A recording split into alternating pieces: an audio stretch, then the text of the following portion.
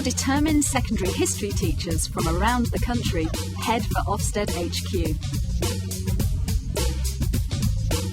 They've got 20 years teaching experience between them and a whole lot of questions about the business of inspections.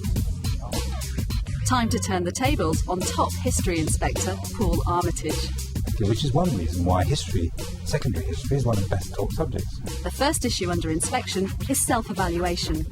Self-evaluation is something which they always feel somewhat uncomfortable with, and I think all heads of department do find that somewhat uncomfortable, because I think they find they have many pressures, many things that they feel they have to do, and I think they often feel that the process of self-evaluation is actually taking them away from what they see as their core activity.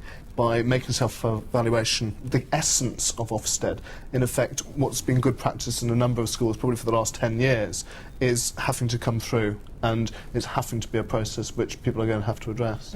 I'd be a bit concerned if you felt that you had to do this, you had to self-evaluate. I mean, presumably, I mean, you've always wanted to know how well you're doing. You've always had all sorts of thoughts and all sorts of evidence coming in. What I would say is, it's a process which you do, and I think to some extent when you do it, it's actually revelatory, and to some extent that is on what you base your future plans. As a middle manager, how do you feel about managing the actual Ofsted inspection? No, I don't think you should be talking about managing the Ofsted inspection. Aren't we supposed to be talking about managing self-evaluation? Absolutely, but within a context in the background there's still this managerial function we have to fulfill, and I don't think we can get away from it. You're completely right that what we're trying to do is develop an evaluation system for whole school development, regardless, for ourselves. Yes, regardless. And Ofsted will just come in and inspect you. Occasionally. Yeah. Well, in the case of history, it would be occasionally. I think we need to be careful what we're saying here. Right. There is a 3-year cycle for whole school inspections, but for history departments per se, right, you may get seen rarely. Is there an emphasis then on core subjects ahead of non-core subjects? So in every 3 years, or is it very arbitrary? Subjects are the same. Right. Subjects are the same. But clearly, on a full school inspection, I'd be looking at the whole school self-evaluation form before I come in. What are some of some of the weaknesses, potential, and what are some of the strengths that we need to look at, which would be worth looking at? And I'd be highlighting those, which may not take me anywhere near history. Self-evaluation, can probably veer from one of two things. One is the patting yourselves on the back and saying how wonderful you are. The other is everything's absolutely dire, and what have I done in my job for the last 2 years? And I think that is the difficulty. You do have to be blisteringly honest, because the critical question is, how do you know? No, absolutely. And what's your evidence? And I agree, it is because that critical bit where you get to leadership and management, and you have to say, am I outstanding? Am I very good? And we're all naturally modest, so we're probably outstanding. I think we're not modest. And it is. I know it's difficult, but there are levels of honesty. It's everybody self-evaluating within the department. Absolutely. And again, them being blisteringly honest. I did this well. I don't do this well, and so on. The critical thing in future will be, where's the best place to go for evidence. Now, in theory, it might be it's actually not to go into a lesson. You have said that Ofsted is not dictating that the responsibility for preparation is devolved into departments, but it is happening in schools. So the data gathering and everything else is happening in such a way that it's being devolved to departments. For people that have never done this before are now finding themselves in an extraordinarily important position. They sense that if I haven't done my self-evaluation correctly, and I don't do well in my department, in my history department, and my history department is selected for this short inspection, then that reflects very badly in the school, because the school is then judged on the results of my inspection. And I can only... And those anxieties can't go away. I can only reassure you, look, we're all learning. And it's inevitable that there are going to be some written self-evaluations which are better than others. But the written self-evaluation actually may not be a reflection of the real self-evaluation that's going on in the school anyway. So we must see through the bit of paper. The thing I'm concerned about in terms of learning is a notion that it isn't still just about learning. There's an element about what good teaching is. And, the notion of prescription, the notion of the three-part lesson is something which I think uneases a lot of teachers. But I think Paul's very much saying you're asking people to be courageous, and is there this point, and I think this is the key point, that then that has become constraining, whereas in point of fact there's so much good history teaching going on that just can't be defined, as you say, by someone going through a set of levels to say, if I do this, which, I will be a level such and such, which can turn into, unfortunately, colouring by numbers and rather than real learning. There's this idea that if I'm not doing my three-part lesson plan, then I'm only going to be getting a satisfactory. But clearly this is not what you're saying at all. We must get away from that. We really have to ask ourselves, well, now, shall I go into a lesson? And if so, what's it going to tell me? Now, that teacher might be very nervous and do the worst lesson they've ever done in their lives. Well, so what?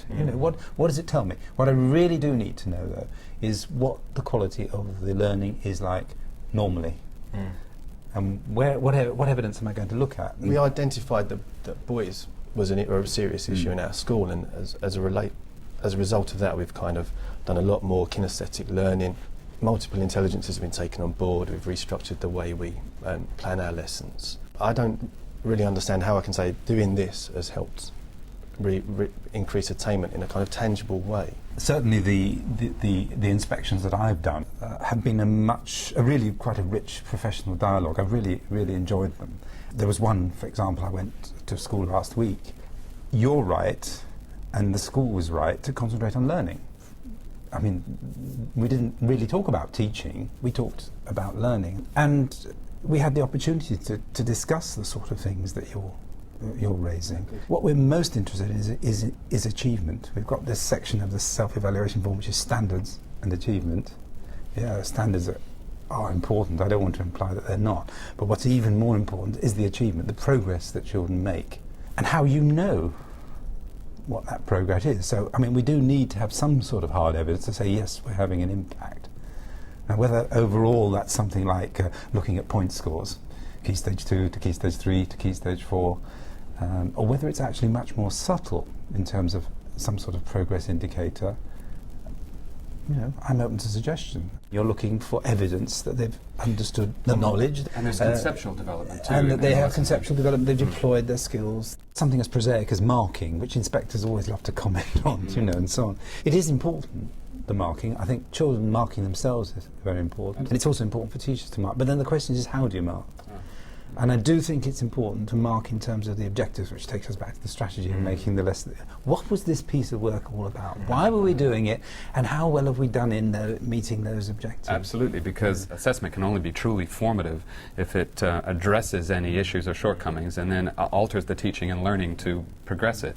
And you clearly can't do that by simply taking books. And often you can't do it by just marking grades down or leveling stuff. There has to be a much more specific dialogue so that there's a change from the older work to the newer work that's coming forward. I mean, when you're marking a piece of work, then it's at what point you're turning around and actually saying, well, what am I marking this for? Well, what am I testing here? But I think that's at the point where you're turning around and saying, when Ofsted would arrive for a one-off lesson, you can make lesson objectives clear in terms of where you're going with this piece of work. And you said the best part of dialogue would be sitting down and saying, what are you doing over the next 4 or 5 weeks? What are your objectives here for this piece of work? And then you've got a wonderful, as you said, dialogue that can be informed and be positive on both sides. If we talk about changing school cultures with regard to things like formative assessment, if you went in and you saw a school that actually had restructured the way it sets homework, restructured the way it assesses, and you say, instead of having homework due every single week, now the whole school policy, if we're going to formatively assess or make an effort to formally assess well, we're only going to mark one major piece this term and maybe 2 minor pieces.